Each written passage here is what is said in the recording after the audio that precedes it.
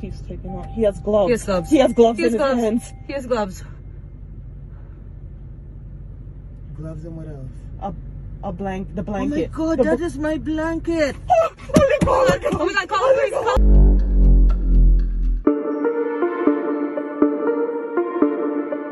Hello everyone, welcome to Mysterious Mariam. I am Mariam.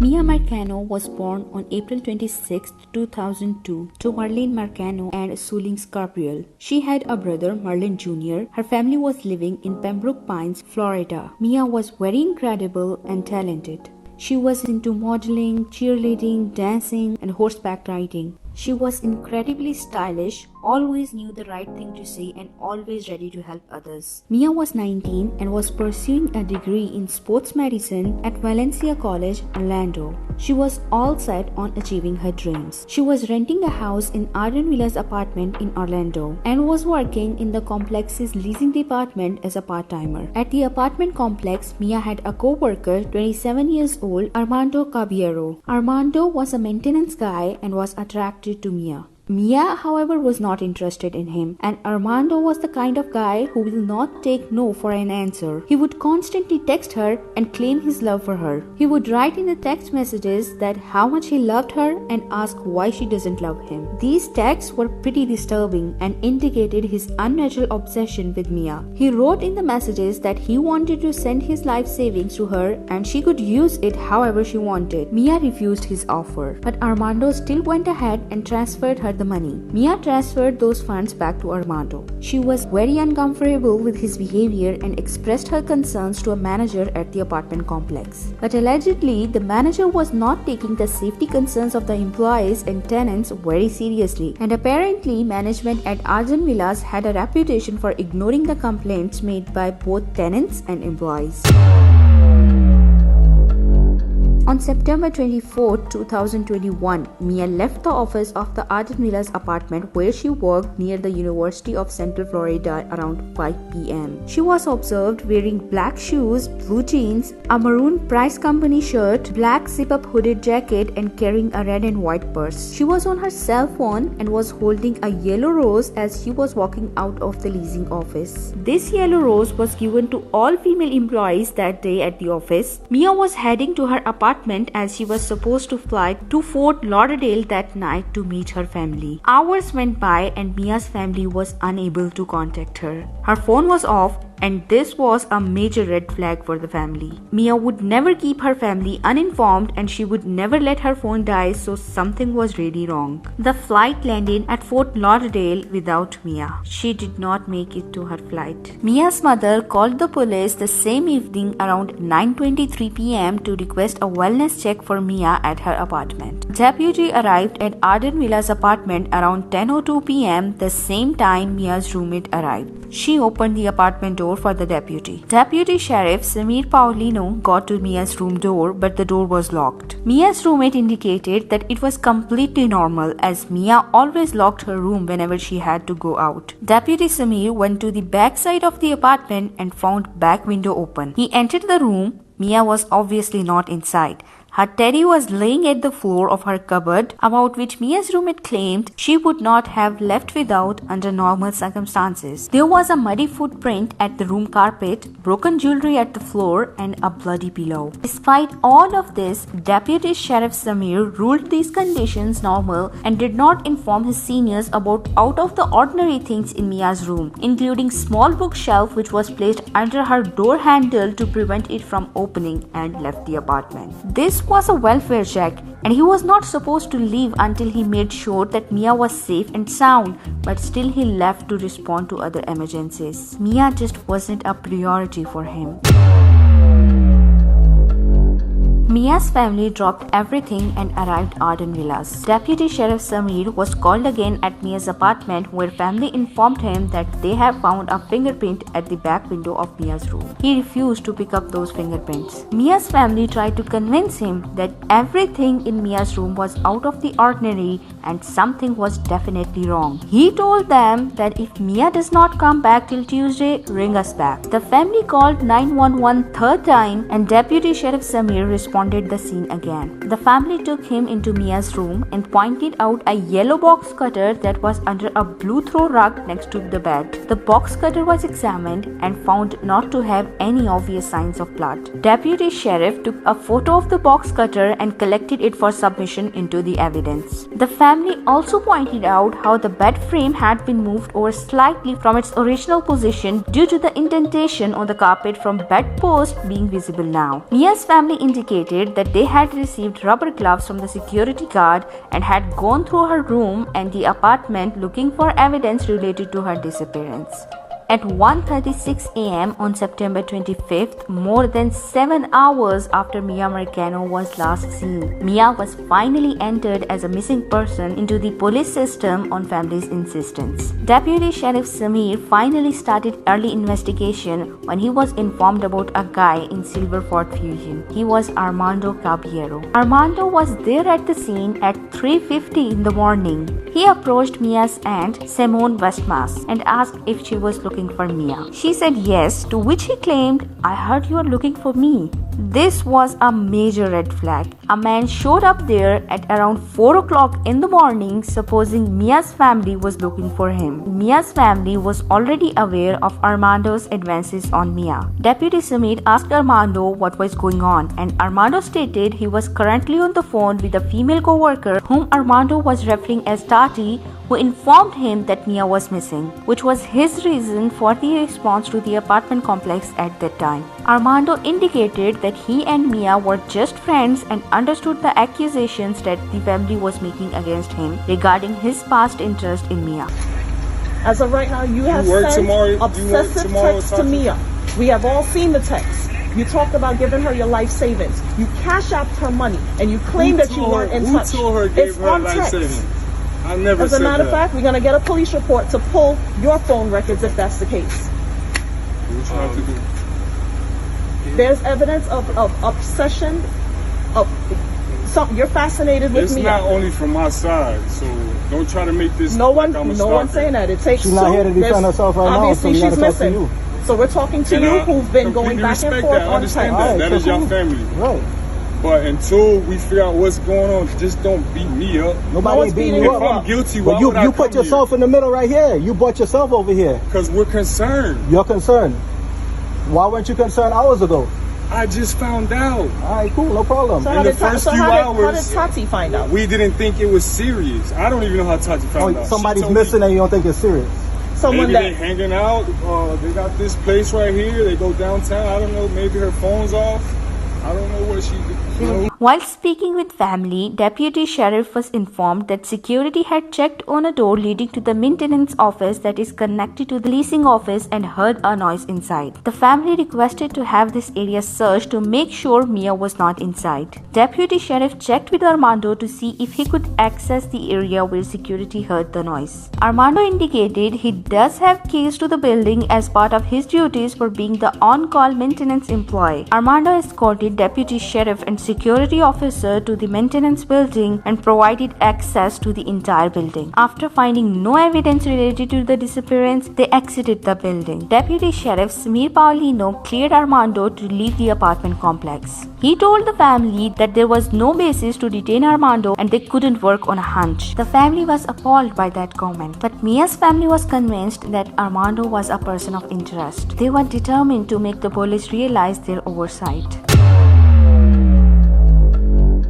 So, on September 25, 2021, at approximately 8:40 in the morning, Simone Westmas, Mia's aunt, and 2 other family members were in their vehicle conducting surveillance on Armando at his residence. While conducting surveillance, they observed Armando at his Silverford Fusion in the rear driver's side seat removing various items. They noticed he was carrying blue rubber gloves, medical type, a dark-colored book bag, and a pink-colored blanket back to his apartment from the vehicle. The family believed the blanket was the same one owned by Miya and given to her by another family member. he has gloves. He has gloves. He has gloves He has in his gloves. hands. He has gloves. Gloves and what else? The Oh my blanket. God, The that is my blanket. Holy They immediately contacted law enforcement from their location of surveillance, which was routed to the Castleberry Police Department to the address being in their jurisdiction. An officer responded to the scene and told Mia's family that he was limited in his ability to provide assistance as this was an Orange County Sheriff's Office missing person case. Mia's father requested him to have a search of Armando's apartment to locate Mia's blanket or any other item of interest. Officers stated that he could not force Armando to allow him to search the residence. But Mia's father approached Armando and asked to search his residence to ensure Mia or the blanket was not inside. Armando agreed to allow him to go inside with him and with the presence of Officer Shepard to look around. They did not find anything. As already told, Armando indicated he did have keys to the building as part of his duties for being the on-call maintenance employee. Arden Villa apartment doors are equipped with locks that utilized a key fob system and records when and what key fob was utilized to open the door and whether the door was physically opened, unlocked or locked. While reviewing the key fob logs, an odd entry was immediately discovered on the day of Mia's disappearance. The on-call maintenance key fob accessed Mia's door on September 24, 2021 at 4:34 in the evening. This master key was in possession of Armando as he was the on-call maintenance person for this day. A quick check of the maintenance order for that day revealed no active work orders for Mia's apartment, and none of the maintenance personnel were authorized to access an apartment without an active work order or in the case of an emergency. So the key fob system showed that Armando's key accessed the door at 4:34, indicating him entering the apartment and no exit was made by him. Then at 5:06 p.m., Mia's key accessed the door and the deadbolt was opened from the outside, indicating Mia entering the apartment. The door's deadbolt was locked from the inside on 5:12 p.m. And then the next and last known activation of a key fob prior to law enforcement's arrival was at 7:16 p.m. by Mia's key from outside, but the deadbolt was never unlocked and the door was never opened. This was unusual as the door was locked from the inside from last 2 hours. So Mia's key should have still been inside the apartment when it activated on 7:16 p.m. This was a major breakthrough for the investigators as they had their person of interest now, 27 years old Armando Caballero. On September 27, 2021, at 10:34 in the morning, the Seminole County Sheriff's Office received a 911 call about a man found hanging inside of a maintenance shed located at the Camden Club Apartments. Armando Caballero committed. Seeing authorities and Mia's family chasing behind, he took an easy route out without answering any question regarding Mia's disappearance. Armando was gone and Mia was still not found. Despite all these terrifying circumstances, Mia's family was still desperately hoping to see Mia alive. Meanwhile, authorities looked into a phone number which was identified as the number used to call in an emergency maintenance request for another apartment in Mia's building, which those occupants claimed they did not request. The subscriber data provided by Google identified Armando Caballero as the person who created the Google voice number, another evidence which clearly established Armando's link to the disappearance of Mia. This showed that Armando created this fake emergency maintenance call for another apartment in Mia's building to provide a reason for him to respond back to Mia's apartment. It's believed he responded back to either clean up the crime scene or use Mia's key on the door at 7:16 p.m. to create a fake timeline for her. Detectives were tracking Mia and Armando's phone in an attempt to find Mia's location or any recorded data to indicate Armando or Mia's location. Further research, Armando's silver Ford Fusion tag revealed a license plate hit near the Lake Monroe boat ramp in Sanford, Florida. Detectives were finally led to to the Timberskin apartment complex in Orlando by the phone records of Armando. Records showed that Armando was in the area for around 20 minutes between 8 p.m. and 9 p.m. on the day Miya disappeared. It was discovered through the investigation into Armando that he previously used to live in the Timberskin apartments, which is mostly abandoned with the exception of a few remaining buildings near the very front of the complex. The police used helicopters, sniffer dogs, and dive teams to explore the nearby water bodies, hiking trails, and wooded areas. They were also looking at the abandoned structures, apartments, etc. to see if he held her hostage somewhere. The FBI pinpointed an area in Timberskin apartment with the most probability that Armando remained in during the time his cell phone pinged in that region. Emergency response team began a comprehensive ground search of that specific area on October 2, 2021. During the search, an officer observed a section of the grassy field which contained an area that appeared to have been recently disturbed. Upon closer inspection of the disturbed area, he located what appeared to be a deceased female in the embankment that led to the water.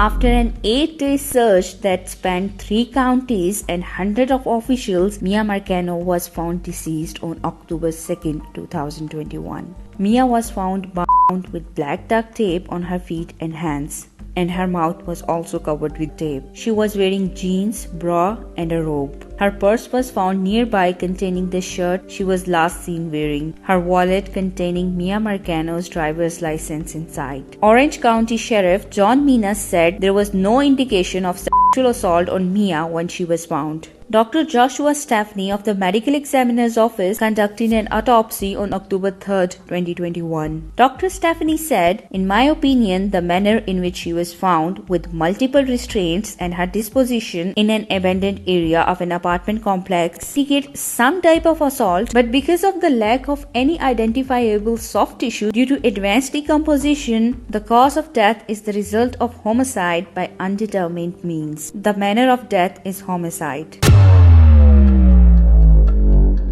Before Armando Caballero was the prime suspect in the murder of Miya Marcano, Armando was arrested in 2013 from the campus of Warner University after a report of bomb going off inside a dorm. Armando admitted to using the improvised explosive as a prank on other residents of the dorm.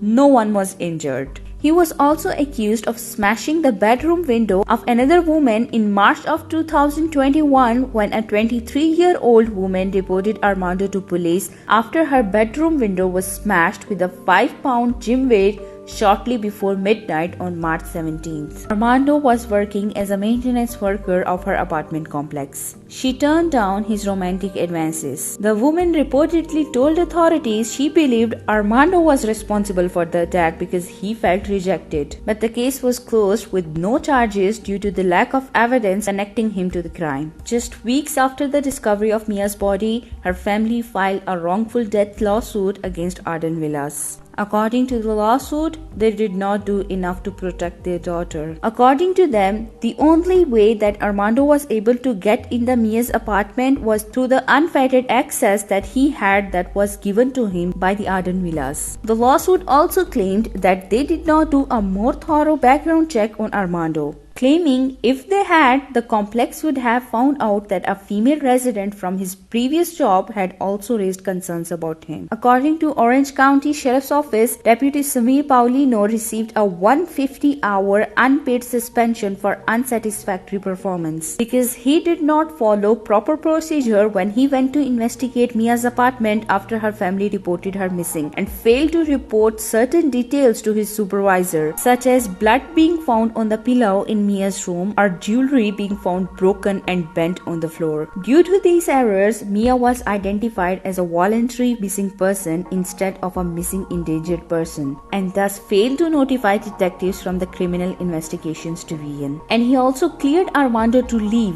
the night Miya's family confronted Armando. Sheriff John Mina tried to defend his deputy sheriff, saying that even if police had detained Armando after their initial interview, it wouldn't have prevented anything because he had already left Miya dead.